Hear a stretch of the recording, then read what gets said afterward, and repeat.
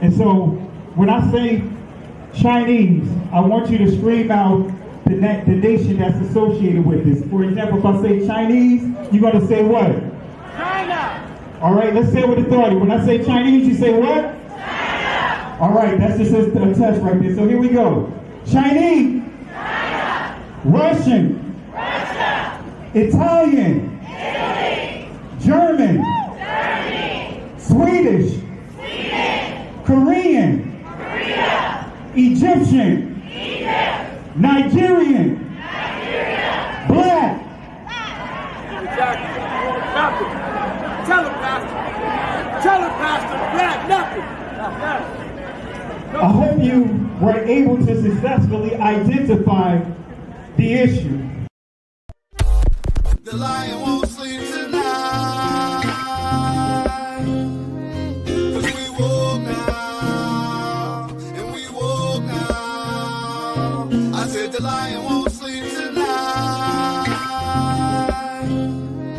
'Cause we woke now, and we woke now. They want us to sell our souls to barter profit. Like God's property, it's hard to market. So we steady to aim, keep your eyes on target. Cause when you got to drive, yeah, they'd rather you park it. But I don't valet, you ain't getting these keys. I'm keeping closed hands, I'm on bended knee. I'm just a reflection, dealing with 8 sections. Art mixed with life, you can feel the convection. Your lion won't sleep tonight. 'Cause we woke now, and we woke now. I said the lion won't sleep tonight. 'Cause we woke now, and we woke now. I said the I'm about to show you something extremely controversial. It's even illegal in the state of Israel. Ladies and gentlemen, my DNA. Now, I bet you thought it was going to be a lot crazier than that. This TikTok caused a storm online, with many debating what his results, which show no trace of being from Palestine or the Middle East, despite being Jewish, mean. This story begins in October 1949, 1 year after Israel's formation. This is when Netanyahu was born, the second child of a historian. His paternal grandfather was a rabbi and a Zionist writer. His name was Nathan Milikowski. Later in life, he Hebraized his surname from Milikowski to Netanyahu, a name which means God has given. This is Yair Netanyahu's DNA test that has been leaked. You can see right there his DNA testing to prove Jewish ancestry is a hot-button political issue in Israel. For example, Israel's chief rabbinate has pushed for the ancestral DNA tests to be allowed to prove Jewishness in certain cases. In particular, many Jews have emigrated to Israel from the Soviet Union, who may not have had the necessary paperwork that shows they are Jewish, have sought to get genetic tests done to show they are Jews. In 2019, a political scandal erupted when it appeared Russian Jews were secretly submitting DNA tests to the rabbinate in order to obtain the right to move to Israel.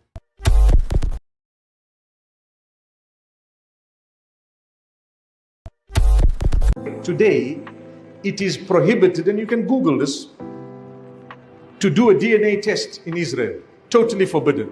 Wrong. It's illegal. It's a crime. You'll be jailed if you do a DNA test in Israel. Why? Because they know the truth will come out. You come from Poland, you come from Ukraine, you came from Europe, you came from everywhere else. And they were the original Middle Eastern Jews who lived together with the Muslims and the Christians for centuries. For centuries.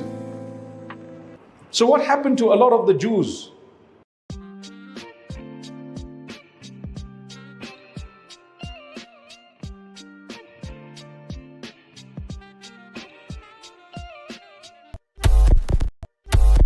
You know what you are?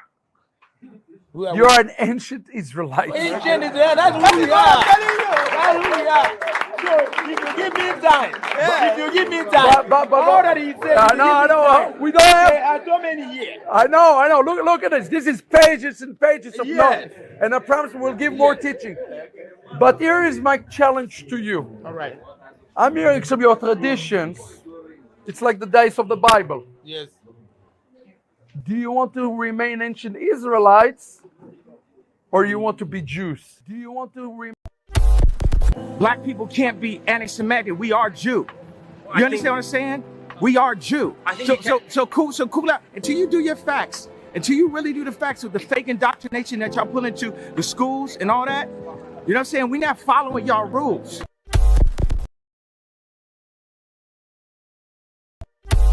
The entire Bible is about black people. Not only was Jesus black, but every character in the Bible seems to be black too. Yeah, Zephaniah and Jeremiah and Jebediah, those all aren't white people names, okay? And Jesus wasn't some tan, partially melanated Middle Eastern person either. I'm talking straight up black dude, okay? Even in the book of Revelation, when you get the vision of Daniel, he's describing someone with feet like burnt brass and white woolly hair, and we've got the deep running water voice with the red eyes, and you guys, he's black. The Jewish people are black people, like Kanye was right. Hitler was, and the Nazis, of course, expanded on Margaret Sanger's approach to eugenics, right? Eugenics was a movement that was born in the United States under hard doctrines of racism with the intent of eliminating the tribe of Judah in the African-American community in this country, right? To eliminate them. With the intent of eliminating the tribe of Judah, with the intent of eliminating the tribe of Judah in the African American community in this country, right? To eliminate them. Anyone ever heard of the word anti-Semitic? What's that mean? What's that mean? Against who? Against the who? Say it one more time. Against the who? If you're anti-Semitic, you're against Jews. Where'd that come from? Anti-Semitic, the word only goes back to the late 1800s. As it relates to being anti-Jewish. Now, don't throw your rocks at me. But how is it that only white Jews get to be referred to as Semitic? But how is it that only white Jews get to be referred to as Semitic? But how is it that only white Jews get to be referred to as Semitic? And Michael Brown, I am Caucasian, even though my last name is Brown. And Michael Brown, I am Caucasian, even though my last name is Brown. Michael Brown, I am Caucasian, even though my last name is Brown. Michael Brown, I am Caucasian. Michael Brown, I am Caucasian. You can convert to Judaism. You can't convert to a blood family. You cannot convert to a race. Judaism is a religion. That's all it is. Judaism is a religion. That's all it is. Judaism is a religion. That's all it is. So Khazarians, their ancestors, they finally confessed. And I'm going to show you an article proving that they know who's the true people and who is not the true people, right? They know that we're the true people. Okay, so I want to start with this prophecy here. Genesis chapter 9, verse 27. Elohim shall enlarge in Japheth, and he shall dwell in the tents of Shem, and Canaan shall be his servant. All right, now on the surface, and especially some theologians, and they would teach this. You even see it in some of the commentaries. As far as within Christianity, certain circles, they would look at this, or they would teach that this is like a complementary scripture. How the Most High is blessing Japheth to be able to grow and occupy. That's not actually the proper context of this passage.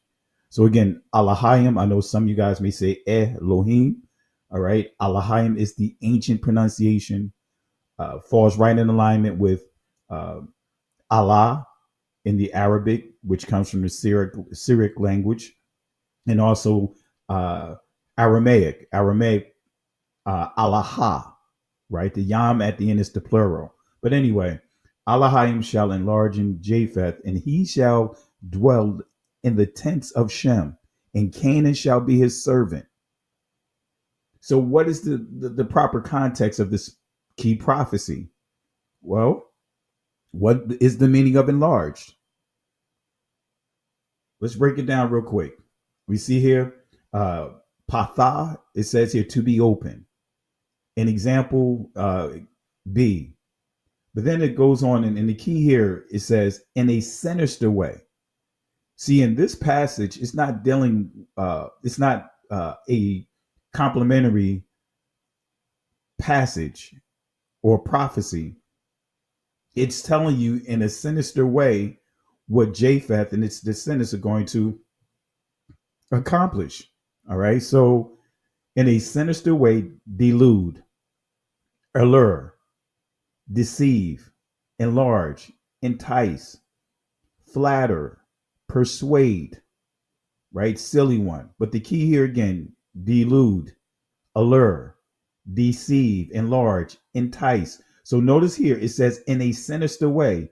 You see the word enlarge is follows right after, and it gives you the words that ties into the sinister, right? The agenda, the sinister agenda of Japheth. So enlarge is not a blessing, it's actually a prophecy of destruction. So connecting the historical roles of Japheth's descendants to these spiritual dynamics emphasizes how this enlargement through power and influence often occur at the expense of Shem's descendants, manifesting in various forms of persecution, oppression, and spiritual subjugation. So this prophecy, as we've been teaching this, I've been teaching this for years, this prophecy connects with the prophecy of the son of perdition. Now here's the prophecy of the son of perdition, and you'll see how it connects. Let no man deceive you by any means, for that day shall not come except there come a falling away first, and that man of sin be revealed, the son of perdition. All right, verse 4, who opposes and exalteth himself above all that is called Elohim. And again, some of you guys will say Elohim, or that is worship, so that he as Elohim sitteth in the temple of Yahweh, showing himself that he is Yahweh. And when you really want to understand the son of perdition, one of the key attributes of the son of perdition is they want to be worshiped. Notice I say they, even though the son of perdition, singular, right? But we're dealing with the son of perdition and the descendants, his descendants. You guys already know, I already taught this, just to bring some of you guys up to speed. Japheth is the son of perdition. His seeds fall right up under him, the bloodline. And you'll see how his seeds persecuted the Israelites, how they caused trouble for others, like the seeds of Ham, the sons of Ham. Look at the Egyptians. So I just want to make sure you guys understand that, and I encourage you guys, go watch the lesson I did on son of perdition. And I actually go into the details. I'm not going to go into the details tonight, but again, the son of perdition is Japheth. Japheth is the son of perdition. So how are they able to carry out their agenda? That's key. And again, one of the key attributes of the seeds of Japheth, right, is to be worshiped, right? That's why the prophecy of 2 Thessalonians tells us that. Let me go back here just so that way you guys can see it here. It says that who opposeth and exalteth himself above all that is called Elohim, or that is worshipped, so that he as Elohim sitteth in the temple of Yahweh, showing himself that he is Yahweh. So this tells us that even in the worship places, the images, think about what you see inside the church. Whose image do you see of Christ? Whose image do you even see them make of the Most High, even though we're not supposed to make any images, right? But what images do you see? But let's not stop there. Let's deal with Judaism. Let's deal with this Judaism that we see today. Let me play a clip here so you guys can see that how this ties into the son of perdition, how this prophecy right here, they are confirming this prophecy right here that's on your screen. Here's a clip. And you know what else, Jim? I just want to say this to our Christian friends, you know, just to call it as it is and say it straight out, you know, you guys are worshiping one Jew. That's a mistake. You should be worshiping every single one of us, because we all die for your sins every single day. And that's exactly what's going on here. Yeah. We're all God's firstborn, and we're dying for your sins right now because the Jewish people in the land of Israel are the bulwark against the orcs. Okay? The orcs are coming not to a theater near you, but to your home. All right, so you heard that. You heard this rabbi having a discussion with a pastor, whatever, Christian pastor, and saying that all of them should be worshiped. Now, I'm not going to just stop there. Let me show one more clip here.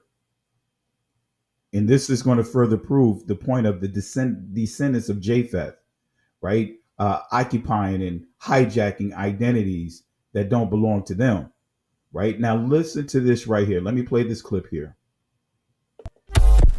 Now, the problem for me, it's not about color. It's not about white and black. This is a very reductive way to talk about things. This is the way that Americans talk about it. I'm very sorry. Like, I come from Egypt. Egypt has a very diverse color palette. People can look like me, or they can look deeper skin tone, like Anwar Sadat, who comes from a Nubian origin. It's not about black and white. It's about the continuous culture appropriation and falsification of history that has been done by what the so-called Afrocentrist movement. The Afrocentric movement started the last century as a way, in a good intention, to teach African American about their rich history of West Africa, the great empire of Benin, of Ghana, of Songhali, the great empire of Mali. But the thing is, that's why you find people like Kevin Hart, who subscribes to these theories, who claim that his ancestors built the pyramids. That's why you find people like Kevin Hart.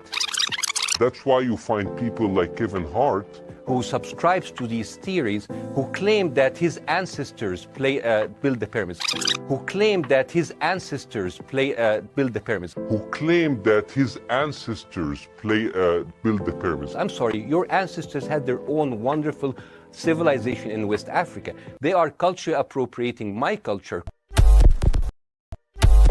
The Arab is not an Egyptian. I come from Egypt. Egypt has a very diverse color palette. People can look like me, or they can look deeper skin tone, like Anwar Sadat, who comes from a Nubian origin. The Arab is not an Egyptian.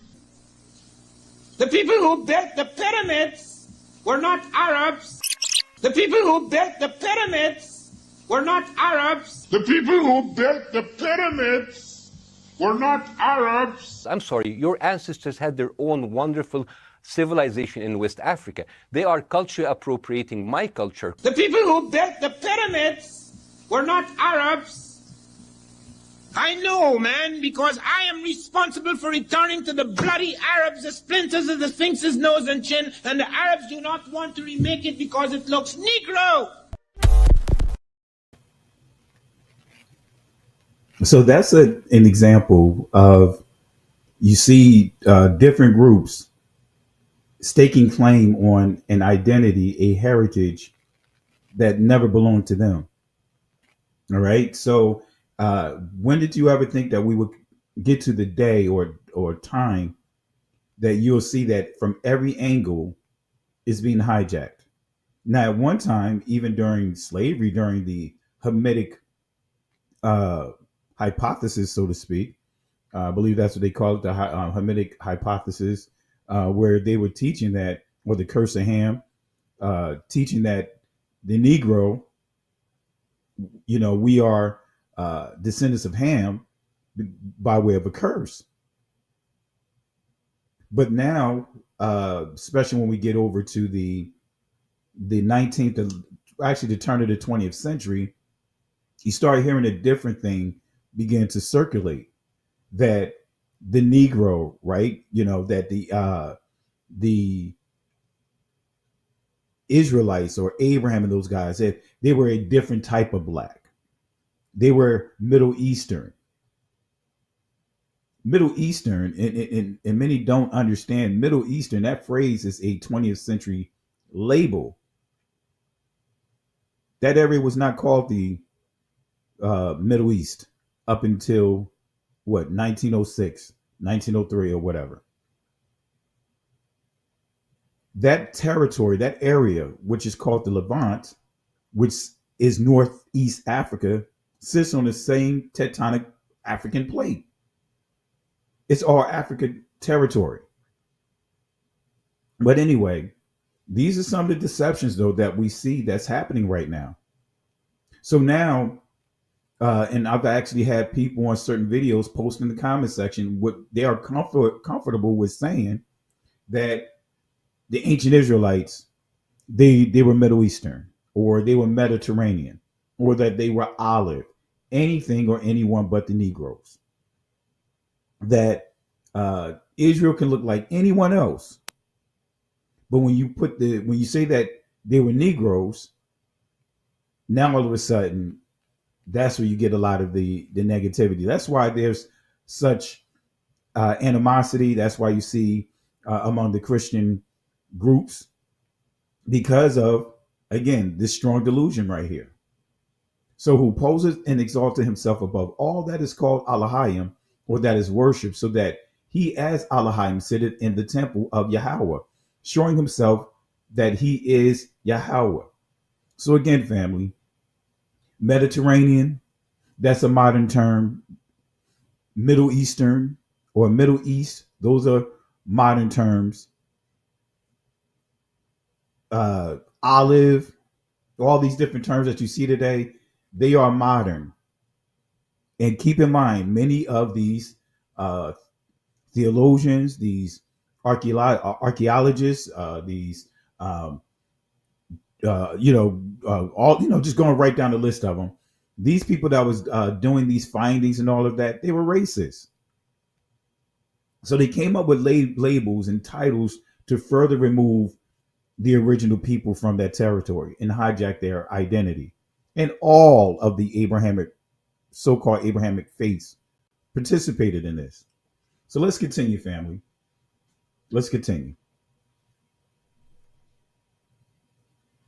How are they going to carry out their agenda?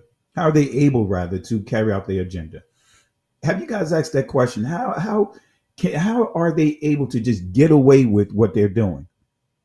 It's because all of them are in on it. All of them contributed to it. All of them made money off of us. How are they able to carry out their agenda? Because they are in covenant with each other. What is the key component to their agenda? Daniel chapter 7, verse 23, it literally exposes their entire agenda.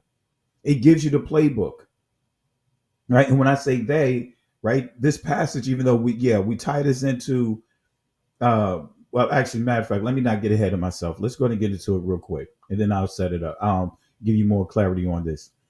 Verse 23, thus he said, the fourth beast shall be the fourth kingdom upon the earth, which shall be diverse, Shana, from all kingdoms, and shall devour the whole earth, and shall tread it down and break it in pieces.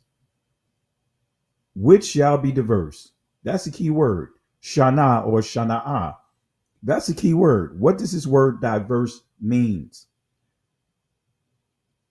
Now, from a Hebraic school of thought, to alter, change, manipulate. Now, all of us have been have worked in the workplace or still work in the workplace. One of the things that you hear companies, especially I want to say about 15, 20 years ago, really start making a push for diversity training. Diversity training. You think that's a coincidence? Diversity training. So you have LGBT month, you have all these different months, right? That the companies acknowledge. All part of what? Diversity supposed training. Shana, alter, change. That's what it truly means from a biblical perspective. All right. So when we look at the etymological dictionary definition of this of this word, excuse me, it says different in kind, not alike, essentially different, turn different ways, disagreeable, unkind, hostile. But then when we go down here to here, right, this is key right here. The sense of including and promoting persons of previously underrepresented minority identities is from the 1990s. All right. So again, who is this beast? Who is this fourth beast?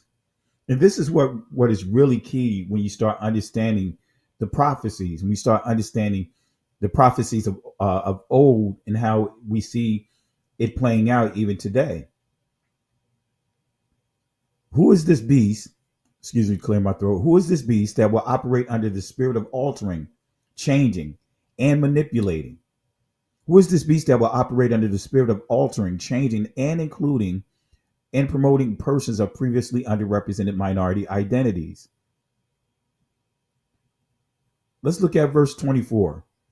In the 10 horns, and I'm telling you, when I really started reading this all over again, as far as the prophecies, free from the layers of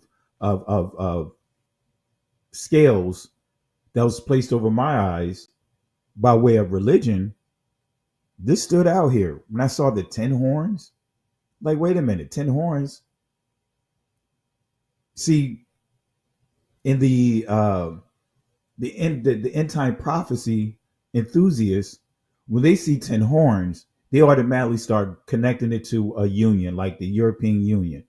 And that's part of eschatology when you start dealing with one of the branches that come out of starting with Catholicism, and then you start seeing a branch in the Protestant and all. I'm not getting into all of that, but that's what they would teach you, is that these 10 horns is a union. And at one time they were teaching that the union is the 10 horns, that's the European Union. But when I saw this here, especially understanding it from a perspective of religion as being one of the attributes, one of the tools that this beast is going to use, it made me think about Judaism. Judaism and the 10 Sephirah, right? So you'll see the influence. It says the 10 horns out of this kingdom are 10 kings that shall arise, and another shall arise after them, and he shall be diverse, Shana from the first, and he shall subdue the 3 kings.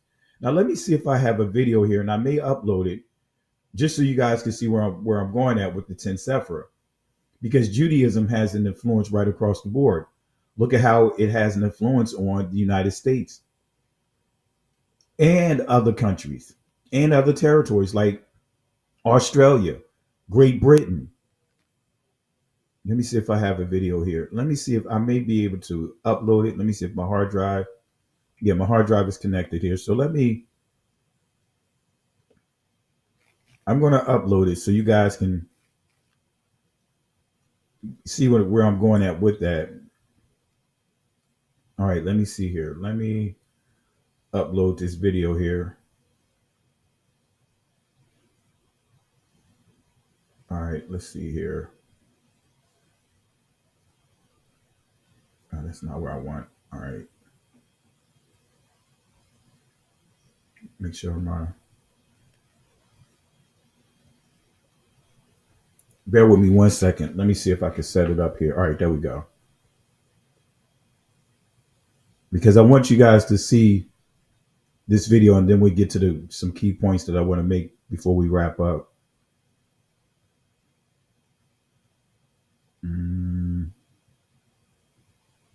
Let's see here.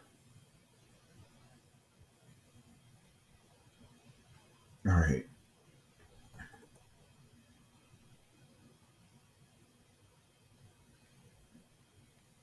All right. This video, let's see here. That's it. Yep, this is it. All right, so it's uploading right now. And let's see here. While that's uploading, let me just look in the comment section, give a couple of shout outs because I didn't want to continue before I play this video. So let me give some shout outs to you guys. All right. I want to say shout outs to my Sister Carol. Really appreciate you. Nora Bain, really appreciate you holding it down. Thank you for dropping the chat and the link inside the chat. And I will be up in the Philly area, Pennsylvania area this year to speak up there for an entire weekend. So I'll be announcing the dates once I get to the actual dates. So I want to give a shout out to you. Really appreciate you. I want to give shout outs to Pure Repentance. Also, let's see, Shakar. Let me see some of the other names here. Trudy, Broadway. Trudy Broadway, want to give a shout out to you. Let's see here. Jamil, shout outs to you. Yaquaba, want to say peace and blessings to you.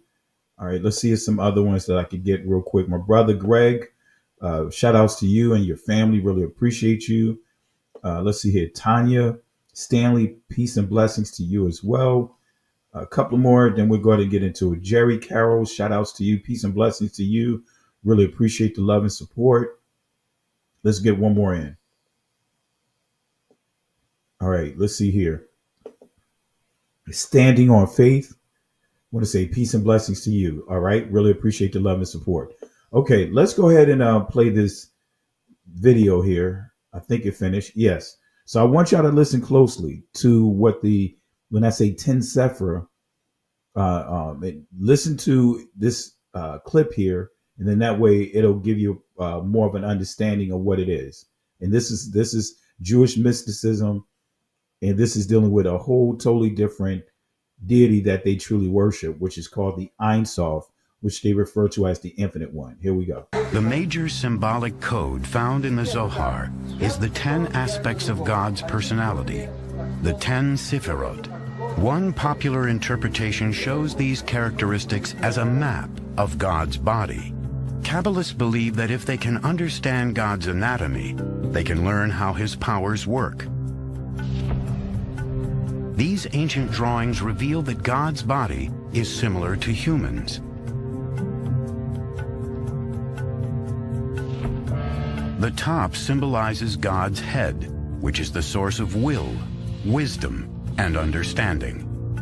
Below that are symmetrically arranged organs and limbs, representing love, power, beauty, eternity, and splendor.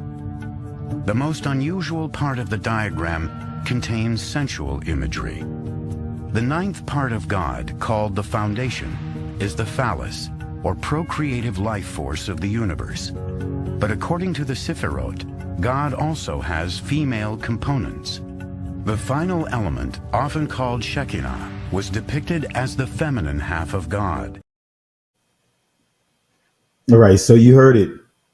All right, so that's breaking down the 10 Sephra, which according to Jewish mysticism is supposed to be their diagram or image of their deity called the Ein Sof or the Ein Sof. Not going to go too deep in that, but I just wanted you guys to hear to get clarity with that. So we see here in the 10 horns out of this kingdom are 10 kings that shall arise, and another shall arise after them, and he shall be diverse, Shana or Shana'a from the first, and he shall subdue the 3 kings. So this beast, right, has so much power, so much influence, but it says it's going to subdue the 3 kings. So who are the 3 kings? And you guys probably remember this, but who are the 3 kings? Well, we have scripture that's going to tell us who the 3 kings are, right? And let me go back here. Let me make sure I'm not getting ahead of myself. All right, so subdue, and we'll break down the 3 kings real quick. Subdue, right? And this is what it means from a Hebrew school of thought: to depress, sink, to humiliate, bring down, cast down, put down, be lower, bring lower, lay lower, make lower, put lower. So this is key. This is key when it says subdue. Chapel is the or Shafel rather, in the Israeli, is how this is pronounced in the ancient Hebrew, Shapal. All right. But anyway, we see here again, to depress or sink, humiliate, bring down, cast down, put down. All right. Be lower, bring lower, lay lower, make lower, put lower.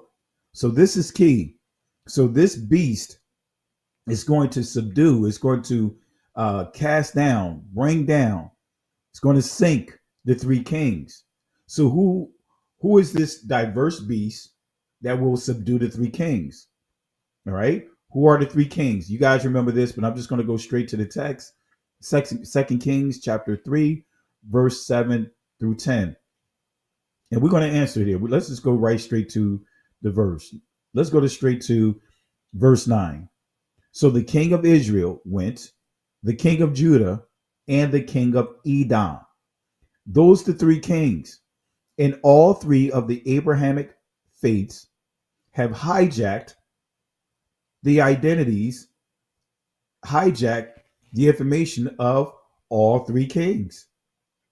Now, I know some of you guys want to say Edom and just say that Edom is the white man per se, right? But we have to go to the original. When you go to the original, Esau was not Caucasian. Esau was a dark-skinned, melanated Negro, but the key is he was hairy all over. That's a whole nother discussion. But nevertheless, this is telling us that this beast is going to subdue all three kings. So even the original Edomites is going to subdue them. The Israelites, Judah, they are going to cast down all three kings. All right, let's fast forward. So again, the three kings are the king of Israel, the king of Judah, and the king of Edom, because they had to come together in this particular passage to fight against the Moabites. All right, but anyway, let's get down to, I'll get back to this chapter. Let's go to verse 25.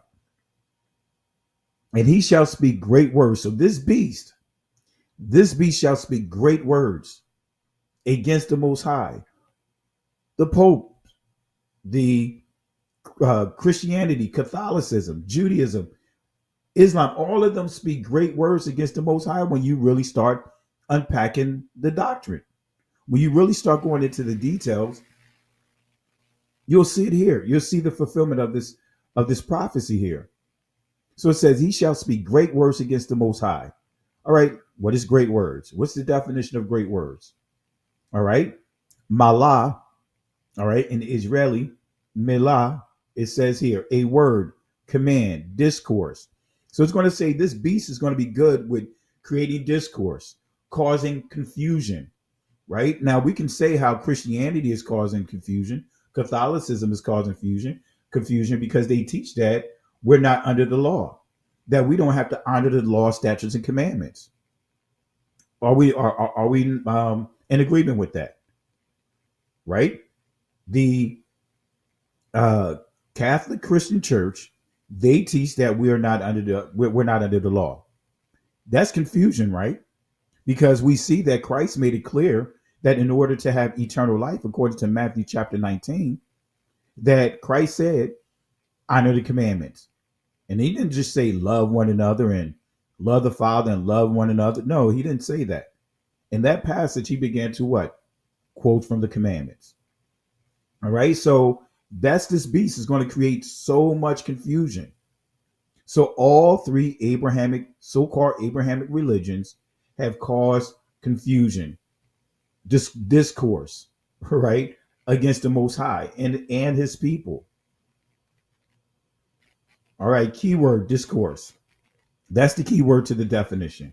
When we go to discourse in the etymological dictionary, it says here, process of understanding, reasoning, thought, a running about, conversation, reasoning. Look at this. To run about, to run to, and fro, hasten. So this is trolling. Remember, Peter warns us about Hasatan, said that he's going to go what? To and fro, seeking whom he can devour. That's trolling. That's what a troll is. But look at this. Again, process of understanding. In other words, creating discourse through what? The process of understanding, reasoning, thought.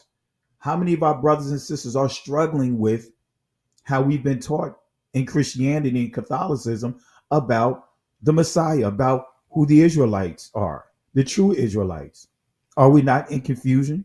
Confused right now?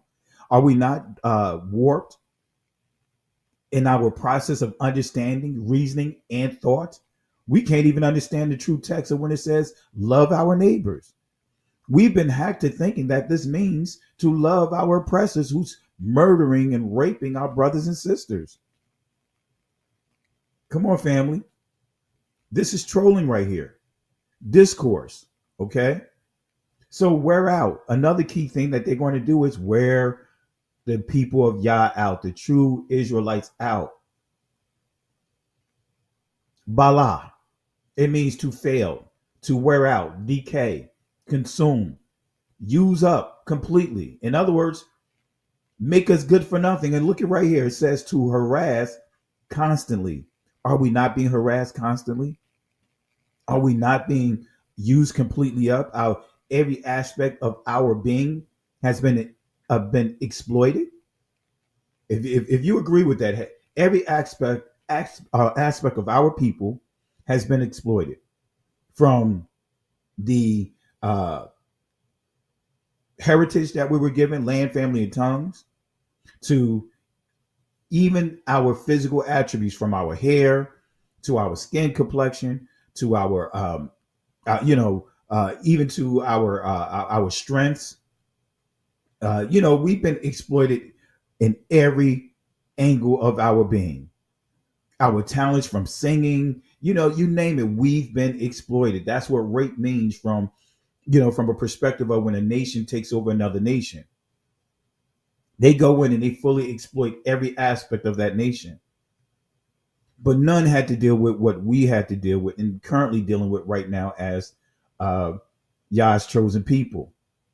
Okay, so this beast will create, through manipulation, will create so much discourse through the media that many will become worn out, be good for nothing, and give up. Family, this will make you more susceptible to scams. This is where we have to be careful, family. See, when you get worn out, it can cause you to become anxious. The scriptures makes it clear that we're not to be anxious for anything. And I know that we've been on the downside, or should I say the lowest end of the totem pole, for a long time. And I know that many of us are ready for the Most High to come back and just restore us, take us back to our original place. We all anticipate that. But family, we're not supposed to be anxious. We're not supposed to be anxious for anything. We have to let the Most High do what He's going to do. If you're not careful, because of you being anxious, now you'll have people coming up with all kinds of schemes to hustle you. And when the Most High makes it clear that He's going to be the one that's going to what? Restore us through His Son. So be careful, family. Be anxious for nothing, including when the Most High come back, when He's returning, because you have predators out here that will take advantage of you. So this beast will create, through manipulation, will create so much discourse through media that many will become worn out, be good for nothing, and give up.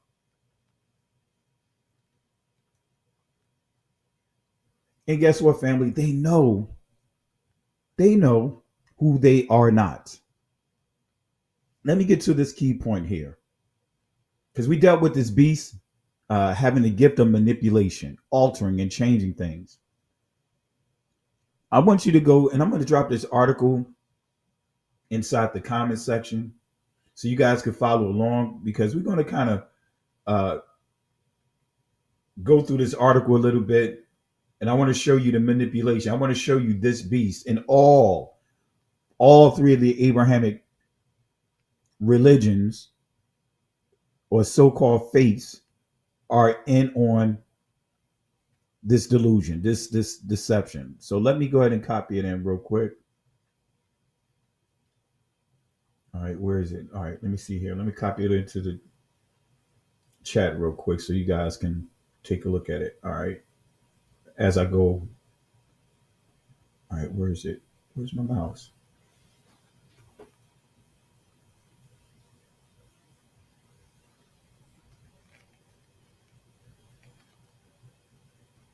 All right. Let's see here. All right. Let me see here. All right. Okay. All right. There's a link that you guys can take a look at. This is what I'm going to touch on. All right. If you want to follow along, if you want to open up another browser while we go through this, let's go through this. And I want to give you an example of it, of the delusion, the example of how this beast is good with manipulating things, right? Because Hasatan is the prince of the air. So that means that he's good. He mastered manipulation. Times of Israel, leaked report. Israel acknowledges Jews, in fact, Khazars. Secret plan for reverse migration to Ukraine. March 18th, 2014. Let me read it again. Times of Israel leaked report. Israel acknowledges Jews, in fact, Khazars. Secret plan for reverse migration to Ukraine. March 18th, 2014. Yes, family, there was a discussion about a migration to Ukraine. Go figure, right?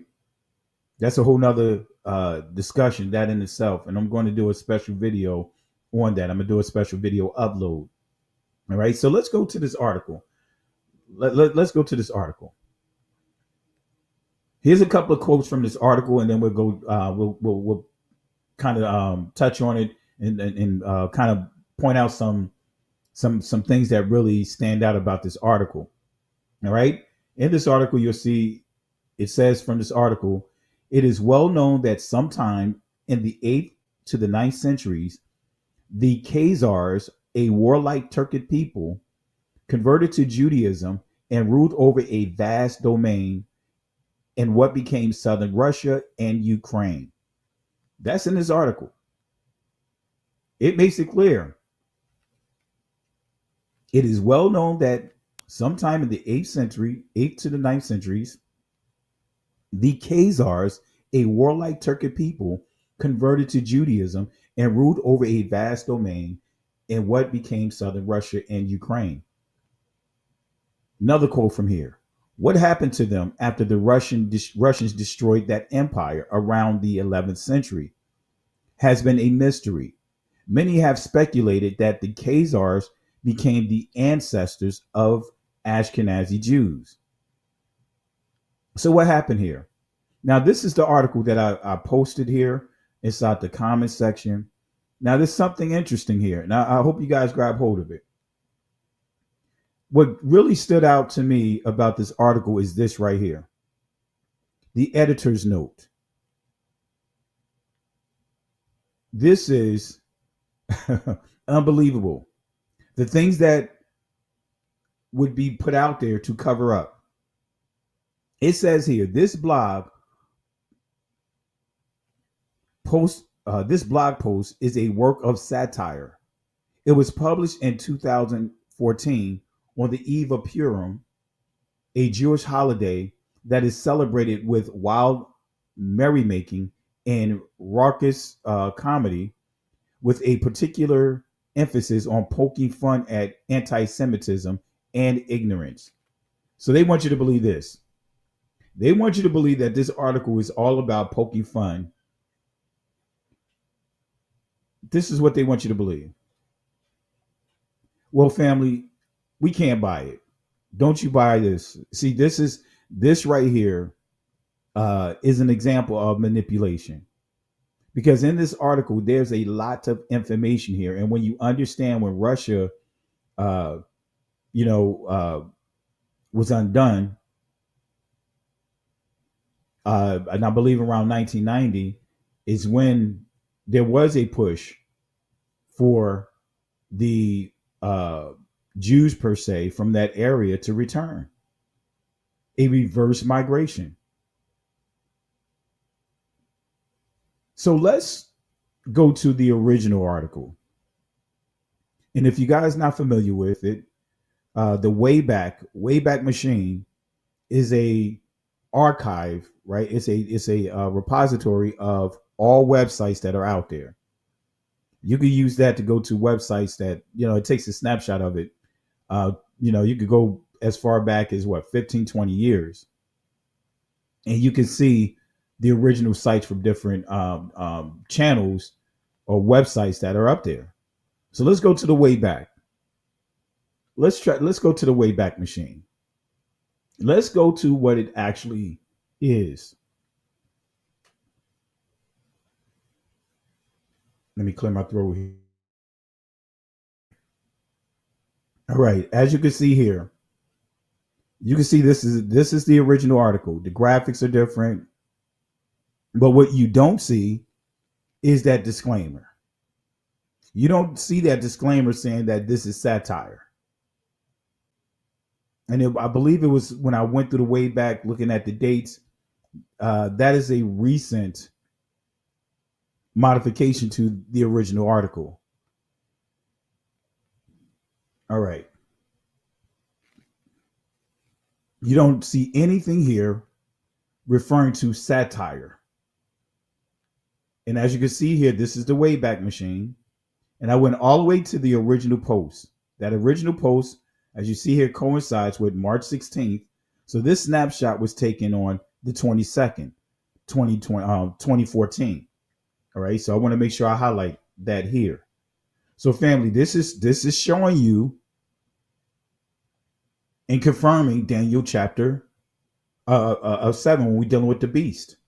That fourth beast, we are confirming that manipulation of the fourth beast.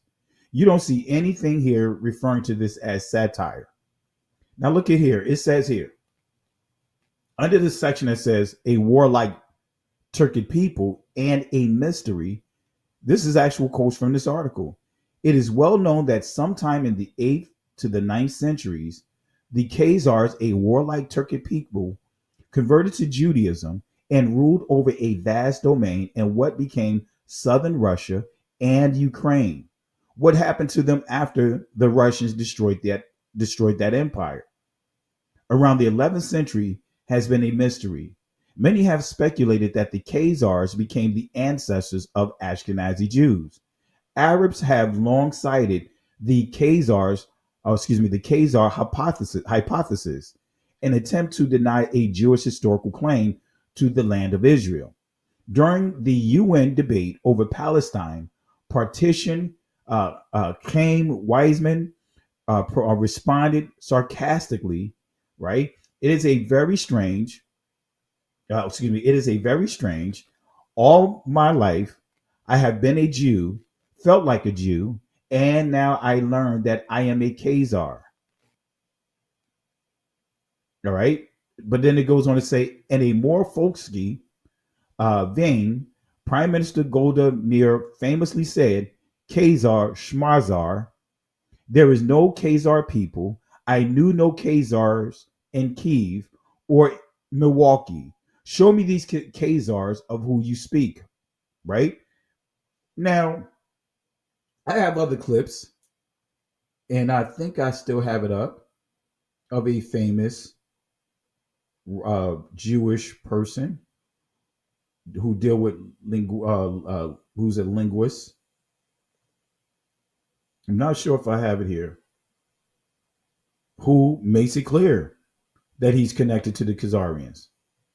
But we also have someone here that also talk about, the Khazarians. That, of course, he talks all over the place. He definitely double talks. But let's go to Sister Carol's famous buddy here. This is Sister Carol's. This is his buddy. This is her buddy right here, her favorite person. As far as the alleged conversion of the Khazaris, you can read it, Yehuda Halevi's book, The Khazari, that it may be true that as there is debate and discussion, there are Turkic people a little over 1,000 years ago that some of the leaders or some of the people did, in fact, convert to Judaism and then became part of the larger Jewish people. Khazars as a whole disappear from history. That's it. End of subject. There is no Khazarian mafia. There's not a single Jew on the planet that can be traced back in any definitive way to the source. Zero. So he admits that the Khazars converted, right, over to Judaism, but then says that there's no way of making a connection. But actually, we can make a connection. And actually, I'll show another source here in a second. But this is the stuff that you hear. They try to tell you that there is no connection, but more and more people are waking up. You guys saw some of the videos I uploaded.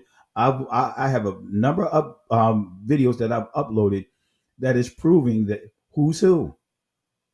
And this is why you see DNA being outlawed over there in Israel. This is why you see, for example, Netanyahu. Let me play this video again. I think I cut it off accidentally earlier when I played it, but listen to this again. Netanyahu, this is his son's DNA results. Let me see here. Let me go here.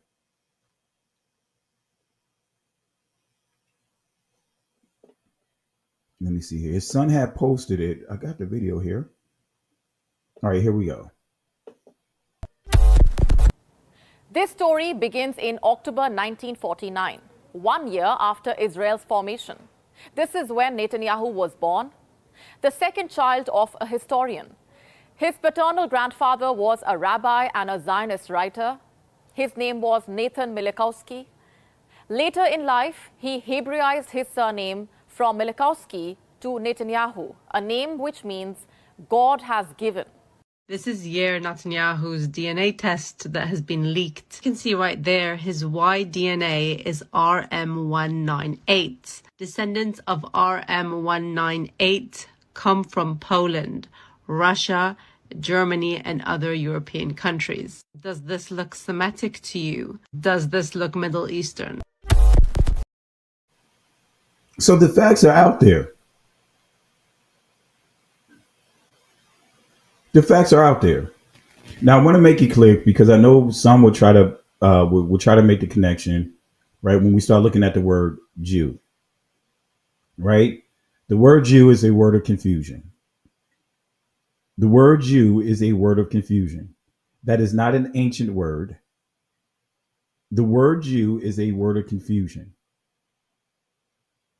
That word Jew has been used to it's used for exactly what is being used today. It's not a word that should be used synonymous to, number one, if you want to just go off of saying that Jew is a transliteration of Judah or a short form of Judah, even though there is no short form of Judah or Yahweh in the ancient Hebrew. Some of you guys will say Yahuda or Yahudi. There's no short form. There's no short form of the word. The word Jew is an English word, a word that developed in the English language. And I did a whole lesson on this. So this word Jew is not an ancient word. It's a word of confusion that was purposely put in place for a reason, a political reason. So I just thought I'd point that out. Because again, if we're going to get on people about using the Jesus because of the letter J, then we have to do the same with this word Jew. There's no short form of it anywhere in the scriptures. All right. So with that being said, and we can look it up. I mean, when did Jew become synonymous with all of Israel? All right. But nevertheless, look at what it says here. All my life I have been a Jew, felt like a Jew, and now I learn that I am a Khazar. I am more folksy, vain. Prime Minister Golden Mirror famously said, Khazars, Shmazar, there is no Khazar people. I knew no Khazars in Kiev or Milwaukee. Show me these Khazars of whom you speak. All right. I have others I can, I'm going to see if I can find this video here in a second. So that way I can answer that question too, because there are some. But here's another quote from this article here. Israel seems finally to have thrown in the towel a blue ribbon team of scholars from leading research institutions and museums has just issued a secret report to the government, acknowledging that European Jews are in fact Khazars. Right? And this is further down in that article. And this is the area that I'm reading from. All right. But these are some of the sources that's here cited here. Let me zoom in. As you see here, I'm sure you guys have some of these books. I have all these books actually, right? We see here contrarian Hungarian ex-communist and scientist Arthur Kessler brought the Khazar hypothesis to a wider audience with the 13th tribe in 1976 in the hope that disproving a common Jewish racial identity would end anti-Semitism. But guess what? Who is Arthur Kessler? Right? Clearly, that hope has not been fulfilled. Most recently, left-wing Israeli historian Shlomo Sands invented in his book, The Invention of the Jewish People, took Kessler's thesis in a direction he had not intended, arguing that because Jews were a religious community descended from converts, they do not constitute a nation or a need or need a state of their own. He's not the only one that's saying that. I've shared with you videos upon videos upon videos that others are saying the same thing. Let me just play this one Jewish guy again, this rabbi. Let's play what he said about what it means to be Jewish. Let me see if I can get to it real quick. Rabbi Shapiro.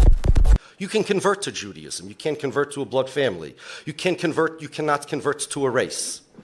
Judaism is a religion. That's all it is. Judaism is a religion. That's all it is. Judaism is a religion. That's all it is. All right, now let me play another video, right? This is coming from their own people. Here's another video. I just had a rabbi give me an analogy. He said, look, imagine you left your home and then someone came and occupied it and then you try to get it back and then they went to the judge. Have you heard some of these analogies? Maybe you can. Yeah, that's assuming that, that's taking it into a place which I don't usually go. That's making the assumption that today's Jews are really the descendants of the ancient Hebrews that used to live in that part of the world some 3,000 years ago. That's making the assumption that today's Jews are really the descendants of the ancient Hebrews that used to live in that part of the world some 3,000 years ago. That's making the assumption that today's Jews are really the descendants of the ancient Hebrews that used to live in that part of the world some 3,000 years ago. All right, so let me see if I can upload this video here. I have a ton of videos to further prove a point here. Let me see here.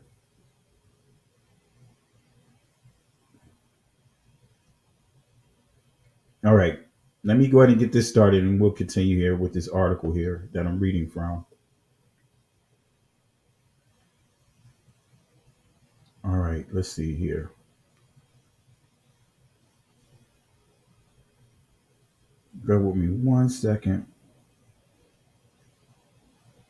Now, family, they may mute it out because sometimes they'll just mute my stuff out. All right, while that's going, we'll continue with this article.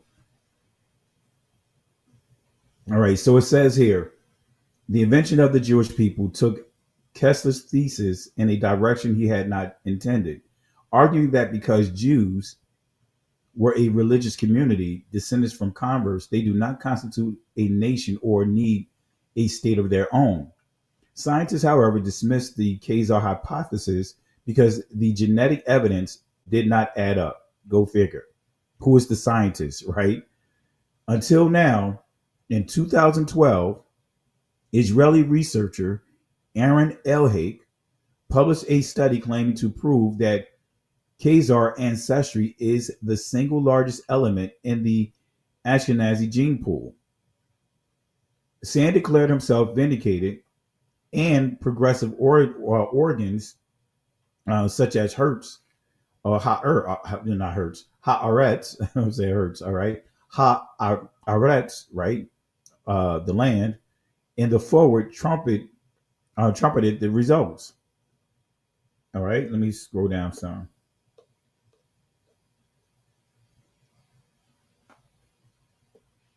And this is going into what I read as far as the quote. All right. So again, this is coming from that article. Right. Speaking off the record, he explained, we first thought that admitting we are really Khazars was one way to get around Abba's insistence that no Jew can remain in a Palestinian state. Maybe we were grasping at straws, but when we refused to accept that, it forced us to think about more creative solutions. The Ukrainian invitation for the Jews to return was a godsend. Relocating all the settlers within Israel in a short time would be difficult for reasons of logistics and economics. We certainly don't want another Fashlan like the expulsion of the settlers in the Gaza hit Nakut. In other words, disengagement. Speaking on the deep background, a well-placed source of intelligence circles said, we're not talking about all the Ashkenazi Jews going back to Ukraine. Obviously, that is not practical. The press, as usual, exaggerates and sensationalizes. This is why we need military censorship. All right. So Ukraine, for some of you guys may not know, extended an invitation for the Jews per se to return, particularly after the collapse of the Soviet Union. In the early 90s, following Ukraine's independence from the Soviet Union in 1991, the government and Jewish organizations promoted the idea of Jews or Jewish reparations, especially in the context of the country seeking to rebuild its economy and identity. So again, family, they know who they are not. All right. And this is Aaron Elhake. Let me see if I have his video up yet. All right. Let me play a couple of his clips here real quick, and then we'll go into this article here. And the point about the Italian, just to explain this, because it's not obvious, the similarity to Greco-Romans was can be easily explained by their shared past with where we have now Turkey. Remember, Turkey was conquered by the Italian. They call it Constantinople. It was their capital city. So south to the Black Sea, there were always Greco-Romans and Iranians, all of them mixed. And these are the populations that their hybridization created the Ashkenazi Jewish genome. And because after they left this region, they avoided mixing with other populations to a certain degree, of course, they preserved this South Black Sea genetic signature that allowed us to come back after thousands of years and trace them back to where they were. If they were mixing with other populations, these Black Sea signatures would have decayed, it would have disappeared. When you see Ashkenazi Jews sharing high similarity to Romanians and Hungarians, this is because both of these populations were offshoots of the Khazars. They were both founded by these members of the Caucasus who ruled this area of north of the Black Sea, where we have South Russia nowadays, between the 7th and 13th centuries. Very powerful empire. They converted to Judaism in the 8th century, and they sent offshoots to Eastern Europe. And we still, some Ashkenazi Jews are mapped to this region of Ukraine. They're not all mapped to Ashkenaz. Most of them are, but some of them are mapped to Ukraine, and we can see very nicely some kind of migration routes using GPS. All right, so you heard it with your own ears.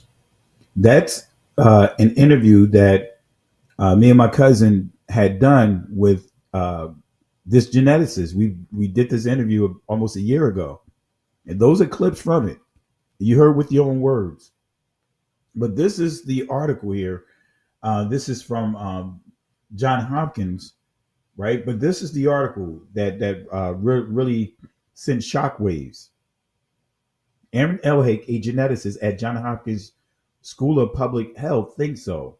In a recently published study in genome biology, evolution, he is calling for a rewrite of commonly held assumptions about Jewish ancestry. Instead of being primarily the descendants of 12 tribes of Israel, present day Jewish populations are, finds Elhake, primarily the children of a Turkish people who lived in what is now Russia, north of Georgia, east of Ukraine. This civilization, the Khazars, converted from tribal religions to Judaism between the 7th and 9th century. The controversy cut into by Elhake's words run deep. Far past the lab bench among some circles, his conclusions, excuse me, my voice, losing my voice a little, his conclusions are bound to be unpopular. This is the first scientific paper to prove the Khazarian hypothesis and reject the Rhineland hypothesis, he says. And with it, about 40 years of research. Although his findings will not be welcome in all circles, Elhake's interest is more medical than political. All I want is to help my colleagues who are studying genetic disorders, he says. I hope this work will open up a new era in genetic studies where population stratification will be used more. All right, but then, man, I should have had the rest of it in there. Let me take a look at something here real quick. Oh, actually, it's still here. It's still here. I'm sorry. I'm thinking I was going to a different article, but let's see some key things that he said in this article. And matter of fact, family, I'm going to drop the link inside the comment section. And family, I encourage you guys, go to these links, read it, read up on it, vet it yourself, be up to speed, be up to date, be able to articulate this. Because as we just saw earlier, that, there's an assertive effort to even rewrite history. Like the article that we read, with them placing that disclaimer over it, stating that it's a satire, which we know it's not. All right, let's continue here. Just wanted to make sure I had this saved. All right, look at here. He goes on to say in the same article, previous studies had, for example, combined the question of similarity among and between Jewish populations and the question of ancestry and relatedness to non-Jewish populations. Elhake viewed these questions separately. Jewish communities are less homogeneous than is popularly thought, he says, with Jewish communities along the former Khazarian border showing the most heterogeneity. His second question centered on ancestry. When comparing Jewish communities to their non-Jewish neighbors, Caucasus or Levant, in other words, Middle East populations, which is closest to Jews? All Eurasian Jewish communities are closer to Caucasus populations, he writes, with Central European Jews closer to Italian non-Jews as the exception. Not one of the 8 evaluated Jewish populations were closer to Levant populations. Now he's making it clear, all the communities that they tested, right, including the Ashkenazi community, says not one of them were connected to or even close to the Levant populations. And guess what? The Levant, we're dealing with Africa. The Levant is Northeast Africa, not this Middle East thing. I'll say that again. The Levant is Northeast Africa. Let me go back here. I thought I had it in here, but apparently I didn't put it all in here when he makes that clear. But we see that there is no relation. All right. So I want to say that again. The Levant is northeast Africa. It sits on the African tectonic plate. All right. So that's the whole scheme to try to move that whole territory out of Africa. Right. They, anything but the Negroes. That whole area is northeast Africa. It's not Asia. It's not Europe. It is Africa. Anyway, okay. This is coming from the forward. You guys remember this article. A key point about this article, it says here, and this is the forward, and they're dealing with 23andMe. Ashkenazi Jews often find themselves in the peculiar situation of being 90% Ashkenazi Jewish and 99% European. Sephardic Jews may be told that they are mostly Middle Eastern and North African and less than 10% Ashkenazic. So you see here, it says the Ashkenazi Jews saying that they are 99% European. So how can you be from Northeast Africa or the so-called Middle East? How can you say that your DNA connects you to here? When 99% of your DNA, it makes it clear that you're European. It doesn't make sense. The math is not mathing. So it's saying that Ashkenazi Jewish and 90% Ashkenazi Jewish and 99% European. All right, so Sephardic Jews may be told that they are most likely Middle Eastern or North African and less than 10% Ashkenazic. Stuart Schaufman, a traveler and blogger who writes under the name, I'm not going to mention here, said he brought a kid from 23andMe because even though his family insists they're exclusively Jewish, he thought there was a possibility that he had some non-Jewish ancestry. I was curious because you never know, Schaufman said. Family stories are just stories. Schaufman, who learned that he is 99.8% Ashkenazi Jewish, so basically saying that he's almost 100% European, said that the test hasn't made much of a difference on his sense of Jewish identity. Judaism really informed me who I am, my values, and my worldview, Schaufman says. 23andMe hasn't made me more or less Jewy at all. I'm just Jewy. However, Schaufman added, he's Jewy and white, while other Jews, in other words, Sephardi Jews, Ethiopian Jews, can't claim that distinction. He's an ethnic minority, but a white one nonetheless. And this is his quote. I get all the benefits of white privilege, he acknowledged. All right. Making it clear, family.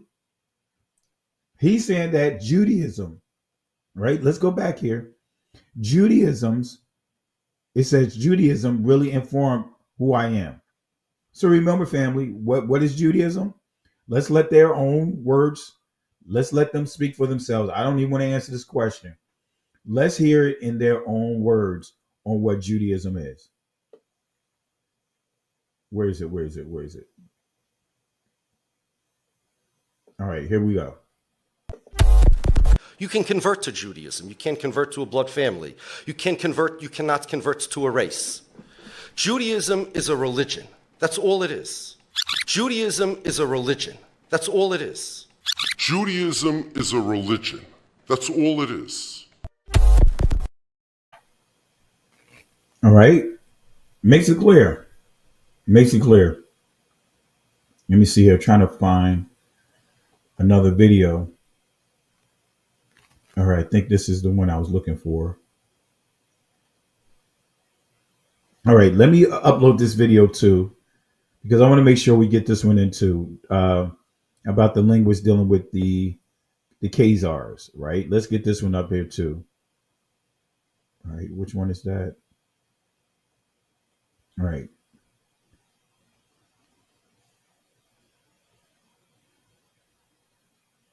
All right, this is a Jewish linguist who's making it clear when he deals with the Khazars. All right, but nevertheless, we see here this person is saying that he gets the best of both worlds. He get to claim that he's Shemitic and Caucasian at the same time. That's what he's saying, to be blunt about it. Can't make it any plainer than that. All right, let's see here. This video is almost uploaded, and we're going to play it here for those who want to continue to hold on to believing that the Khazarian hypothesis has, haven't been proven. Let's play this clip right here. Here it comes. Waiting for it to process. All right, let's see here.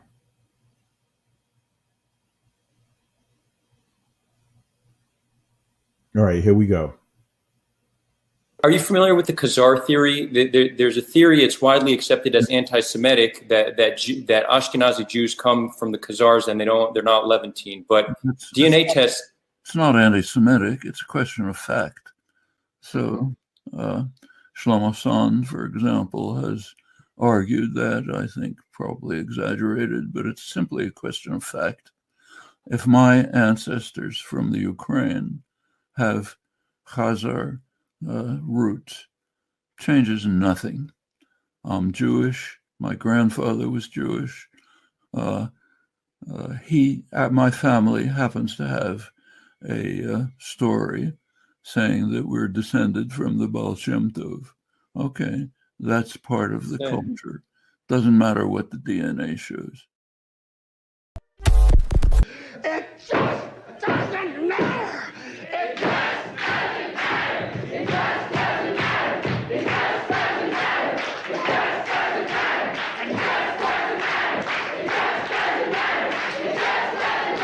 It just doesn't matter. It just doesn't matter. It just doesn't matter. It just doesn't matter.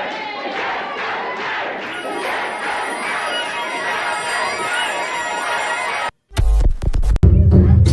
matter. Listen, Genesis chapter 11 verse 10 explains the genealogy of Shem. Shem was a black man in Africa. If you repeat this back, Genesis 14 verse 13, Abraham steps on the scene.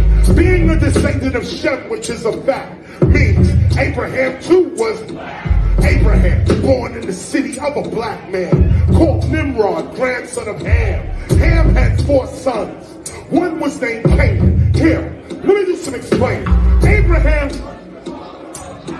Isaac was Jacob had 12 sons, for real, and these were the children of Israel. According to Genesis chapter 10, these were the children of Israel. According to Genesis chapter 10.